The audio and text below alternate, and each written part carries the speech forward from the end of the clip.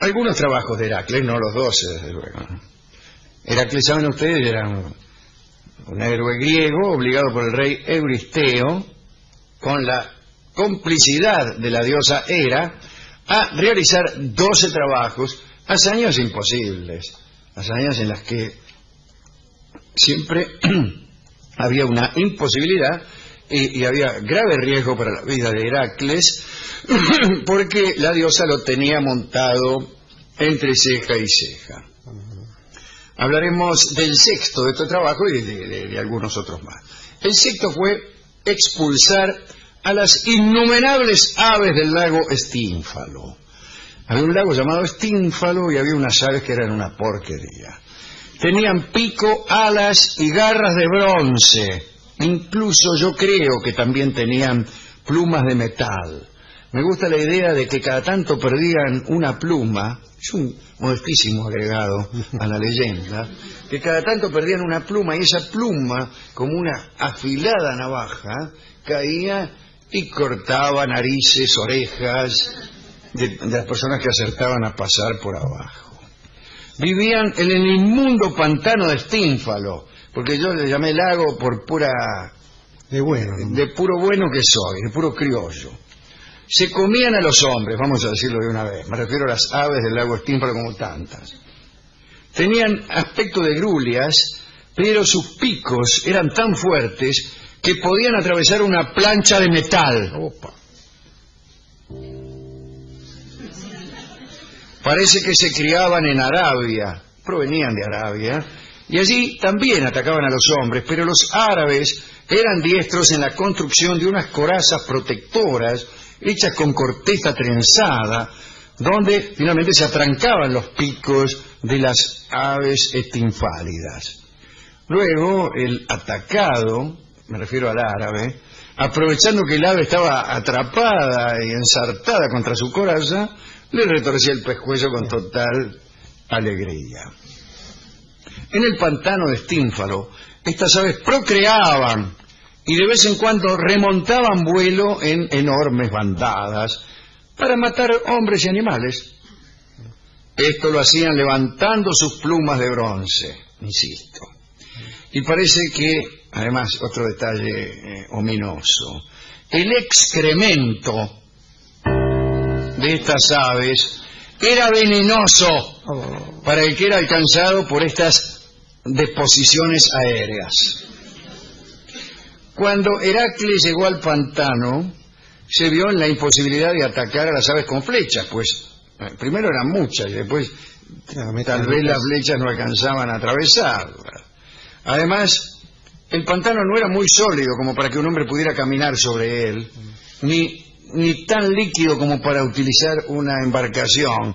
Era una especie de dulce de leche que no sirve ni para navegar ni para caminar. Mientras Heracles permanecía en la orilla sin saber qué hacer, la diosa Atenea acudió en su ayuda y le dio una matraca. La matraca la había construido Hefestos, ¿no? el dios más industrioso del Olimpo. Entonces Heracles, desde una estribación del monte Silene, que domina el pantano, empezó a tocar la matraca, y esto produjo desde luego, un estruendo total. Las aves levantaron vuelo formando una gran bandada y se marcharon para no volver jamás. Extraordinario, ¿eh? No se sabe cuál fue la suerte de esa matraca. Siempre todo se pierde con enorme facilidad. El mundo de las cosas que se han extraviado es mucho más amplio que el mundo de las que se han conservado. Los paisanos del campo, ignorantes en general de las hazañas de Heracles, ahuyentan a las langostas golpeando unos tachos, como usted bien sabe, tachos que no hacen ni la mitad del ruido que hacía la matraca de Heracles. Si hubieran cursado la carrera de letras, cosa que sería necesario hicieran los agricultores, aunque más no fuera para afectar un aire amargado, si hubieran consultado las hazañas de Heracles, se apresurarían a construir enormes matracas. ¿No vio que en la época del cacerolazo no quedó ninguna langosta en la ciudad? Efectivamente, morían sin que supieran por qué. Otro trabajo de Heracles, el que más me gusta, es la lucha contra la hidra de Lerna. La hidra era un monstruo convenientemente horroroso y convenientemente hijo de Equidna y Tifón, ya que todos los monstruos griegos eran hijos de Tifón y Equidna, una especie de pareja de pura sangre de monstruos. Qué pedigré, ¿eh? Hijo de, por ejemplo, de Embrujo y Platería, o de Selim Hassan y Yuca. Bueno, en este caso, todos los monstruos griegos son hijos de Equidna y Tifón. La hidra había sido criada por Hera, justamente la mujer de Zeus, para que sirviese de ayuda a Heracles. ¿Cómo? Dicen que la diosa la crió debajo de un plátano, cerca de la fuente de Amimones. Pero en realidad era una serpiente de varias cabezas. Esto de la ayuda de Heracles, no. Hera crió la hidra, si es que la crió, para que destruyera a Heracles. Nadie se pone de acuerdo sobre cuántas cabezas tenía la hidra. Se ha dicho también que estas cabezas eran humanas. Algunos dicen 50, otros 34 y otros 14, digo por decir cualquier cosa. El aliento que salía de las fauces de la hidra, atención señora, era mortal, hasta el punto de que al acercarse a alguien y respirar aquella fetidez, moría. Te echaba el aliento la hidra y te morías. Parece que incluso con ese mismo aliento arruinaba cosechas y mataba el ganado. Para combatir a la hidra, Heracles recurrió a flechas encendidas, pero no le dio resultado. Después comenzó a cortar las cabezas de la hidra con una especie de cimitarra. Lo ayudaba su sobrino, Iolao, el hijo del mellizo mortal, del mellizo pobre, del hermano malo de Luis Andrini, que era Íficlo, ¿no? Bueno, esta ayuda era muy necesaria, porque cada vez que cortaban una cabeza, le salía una nueva a este desagradable batracio. Quiere decir que no solo era innecesaria la ayuda de Iolao, hemos dicho que era necesaria, pero me parece que más bien era inútil. O sea que si cada vez que cortaba una cabeza le crecía de nuevo, podían estar así durante todo el libro. Pero para impedir que esas cabezas renacieran, Heracles pidió a Iolao que incendiara un bosque vecino. Dijo, andá, dice, por favor, Iolao, incendiame el bosque vecino. Entonces, con auxilio de los tizones, procedieron a quemar cada corte de cabeza. Cada vez que cortaban una cabeza, al muñón le ponían un tizón. Lo cauterizaban. Esto es un ripio de la historia, una comodidad. ¿Cómo sabía esto Heracles? ¿Cómo sabía que con un tizón en el muñón una cabeza pertinaz iba a dejar de salir de nuevo? ¿Que tenía mucha experiencia en cabezas que surgían del mismo lugar donde se las cortaban? No me imagino. Bueno, eso es trampa. El caso es que otros decían que la cabeza del medio, es decir, esto implica un número impar de cabezas, era inmortal. Sin embargo, Heracles, cuando cortó esa cabeza, que era inmortal, la enterró y le puso una roca encima. Pero esta cabeza no es que resurgía, ¿me entiende? Cortaba la cabeza inmortal, no le salía, pero la misma cabeza era inmortal, así que todavía debe estar viva, aunque enterrada, como tantos de nosotros. Así que le puso una roca muy pesada, por más que la posibilidad de movimiento de una cabeza sola es bastante reducida. ¿Con qué camina una cabeza? ¿Con la glotis? ¿Se come una tortuga? No lo sé. Bien. Así que atención a aquellos que acostumbren a remover rocas, porque puede encontrarse con la cabeza del medio de la hidra. Así que bueno. El caso es que Heracles empapó sus flechas en la sangre de la hidra y las convirtió en venenosas. En el resto de los trabajos utilizó estas flechas envenenadas para atacar a sus enemigos. En su lucha contra Heracles, Hera había mandado a la hidra un cangrejo gigante. Y este cangrejo mordió a Heracles en el talón, pero Heracles lo aplastó. Poco digno de una diosa. Esta ayuda, ¿no? La hidra gritaba: no me ayude más, señora. Mandó un cangrejo, duró 2 líneas. Lo mordió en el talón y el tipo lo aplastó. Nada, ¿qué hice? Los trabajos de Hércules, o de Heracles, que siempre contamos como 12, eran en realidad 10. Pero el rey Euristeo, que era el que controlaba, no contó 2 de ellos. Uno fue este. No lo contó justamente porque se hizo ayudar por su sobrino. Y después no contó la limpieza de las caballerizas de Augías, porque para limpiarlas desvió un río. Entonces le encajó 2 más. Hay también una interpretación ebemerista del mito de la hidra. Ebemero fue un señor que explicaba que todo mito tenía una base verdadera, etc. Bueno, parece entonces que Lerno era un señor que tenía 50 arqueros que lo defendían, y que cuando uno moría era reemplazado por otro, etcétera, etcétera. Después, entonces, la hidra representa los arqueros de Lerno. El 11º trabajo, que es el último de los que glosaremos hoy, consistió en conseguir las manzanas de las Hespérides, los frutos de un manzano que en realidad eran frutos de oro y eran el regalo de bodas que la madre tierra hizo a Hera cuando se casó con Zeus. Hera estaba tan contenta con el regalo que había decidido plantarlo en su jardín divino, pero ese jardín estaba lejos, en la punta del mundo, en la ladera del monte Atlas, y allí terminaba el mundo entonces, cerca de las columnas de Heracles, justamente, que aún no se llamaban así. Tanto terminaba el mundo allí que los caballos del carro del sol terminaban allí su viaje, y allí era donde Atlas, uno de los titanes, sostenía la esfera celeste sobre sus hombros. Esta es una cosmología que no coincide exactamente con la del Discovery Channel. Pero algunos prefieren creer que... ¿Cómo se sostiene la esfera celeste? Bueno, hay 4 tipos y uno de ellos es Atlas y sostiene 4 columnas. ¿De qué otro modo lo vamos a sostener? Claro. Un día Hera descubrió que las hijas de Atlas, las Hespérides, a quienes había confiado el cuidado del manzano, se afanaban las manzanas, se afanaban las manzanas de oro.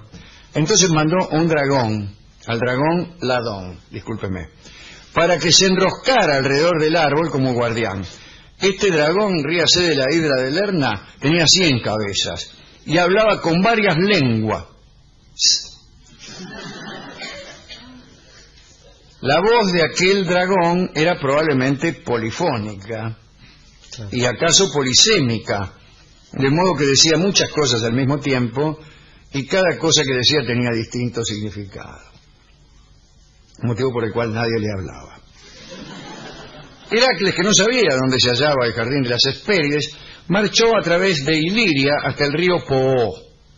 Hay también aquí una geografía fabulosa, donde los ríos nacen donde le conviene al mitógrafo. Bueno, se encontró a Heracles con el dios marino Nereo, que le dijo que si iba en busca de las manzanas de oro, no las arrancara personalmente, porque algo malo le iba a pasar, sino que empleara algún comedido. Y el mejor, según le dijo Nereo, era Atlas, que estaba por ahí cerca sosteniendo la bóveda. Entonces, Heracles le pidió a Atlas que arrancara las manzanas.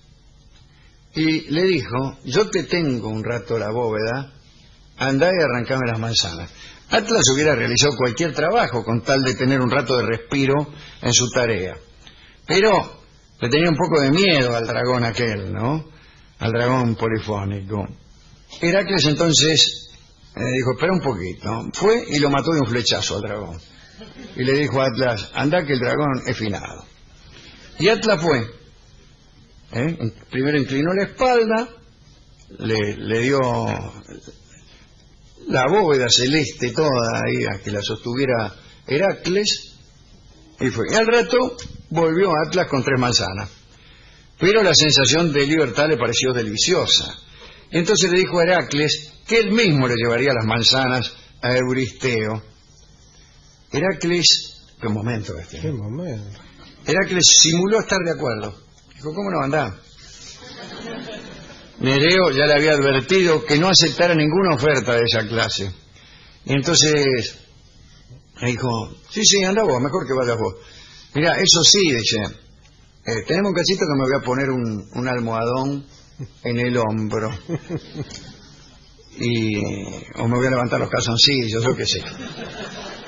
Y Atlante se dejó engañar. Y entonces Heracles agarró las manzanas y salió corriendo. Al cabo de algunos meses, Heracles llegó con las manzanas frente a Euristeo, luego fueron llevadas a Atenea, y bueno, ya está. El dragón ladrón era muy amigo de Hera, la dueña del árbol, y Atenea se las devolvió a Hera después, fue una cosa, no importa. Pero la dueña del árbol lloró por la muerte del dragón polifónico y polisémico, entonces lo puso en el cielo como la constelación de la serpiente que todos podemos observar. Graves también tiene una teoría ebemerista acerca de estas manzanas que crecían en el oeste del mundo conocido, en el lugar donde moría el sol y se suponía iban los muertos también, ¿no? Pero ese lugar era también España. Y parece que en la antigüedad clásica, o poco antes, las naranjas no eran conocidas en Europa, pero sí en el oeste, en España, en las islas, en el norte de África. Y los primeros viajeros tomaron aquellos frutos cuando los vieron por manzanas de oro. Les pareció que eran manzanas pero de oro. Esa es la explicación que da Graves a este mito, y a él le parece que en este solo caso la explicación ebemerista es más bella que la fábula, porque la metáfora es hermosa, ¿no? Una manzana de oro. El idioma francés está lleno de eso. Bueno, estos son los 3 trabajos o hazañas que hemos querido glosar. Un trabajo tiene siempre el carácter de continuidad, de algo que uno hace para ganarse la vida, ¿no? Mientras que estos encargos tienen más bien un carácter de prueba, de acciones imposibles de cumplir. Dedicamos este recuerdo a Heracles, que es amigo de este programa, y por eso lo llamamos como lo llamamos. A Atenea también, y a Hefesto, aquel pobre herrero de los dioses, el Rengo, que era feo pero estaba casado con la más linda, con Afrodita. Cierto es que la diosa lo engañaba con el dios de la guerra, pero bueno, peor aquellos que no los engañan nunca, pero en fin. Dedico también esto a los que se involucran en hazañas. Bueno, y fuimos a la discoteca, le contamos todo al discotecario. ¿Qué dijo el hombre? Se sintió muy impresionado por aquella confusión entre las naranjas y las manzanas, esta revelación de que las manzanas de oro no eran otra cosa que naranjas. Y nos dio entonces el disco que se llama Naranjo en Flor, que no es otra cosa que una manzana de oro. Así que escucharemos este tango en la voz de nuestro amigo Horacio Molina, que canta Naranjo en Flor con manzanas en la mano. Y le muestra al público manzanas, el público cree que Horacio está equivocado y Horacio está en lo cierto. Una naranja es una manzana de oro. Adelante, Horacio.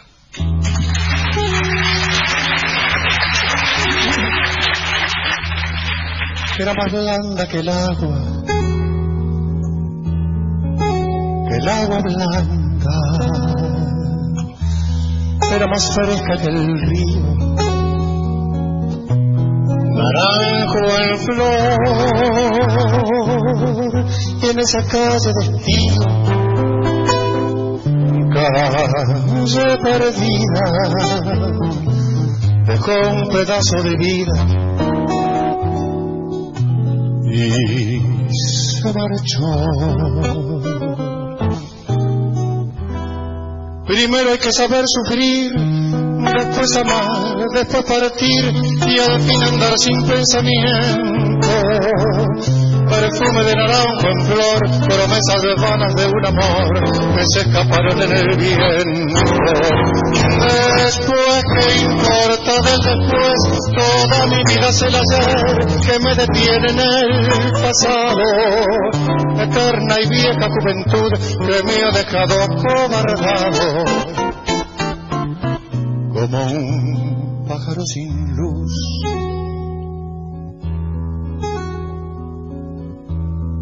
¿Qué le habrán hecho a mis manos? ¿Qué le habrán hecho para dejarle en el pecho tanto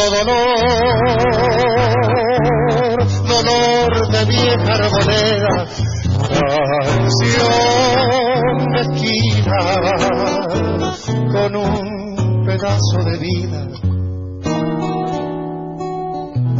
Naranjo en flor. Primero hay que saber sufrir, después amar, después partir y al fin andar sin pensamiento. Perfume de naranjo en flor, promesas vanas de un amor que se escaparon en el viento. Después, ¿qué importa del después? Toda mi vida es el ayer que me detiene en el pasado.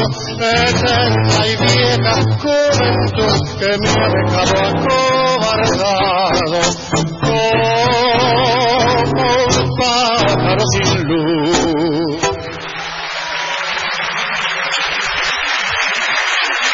Escuchábamos a Horacio Molina interpretando Naranjo en Flor.